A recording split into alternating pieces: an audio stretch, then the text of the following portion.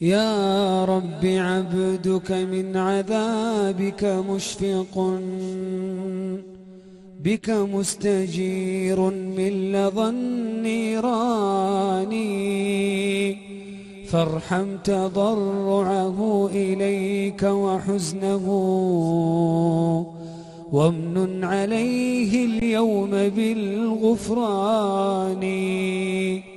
يا من إذا وقف المسيء ببابه ستر القبيح وجاد بالغفران، تعفو الملوك عن النزيل بحيهم، كيف النزيل بساحة الرحمن.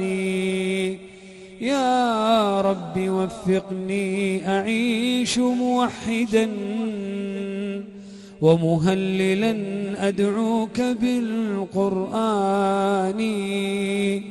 يا رب عند الموت حسن منطقي، عند السؤال وملتقى الملكان.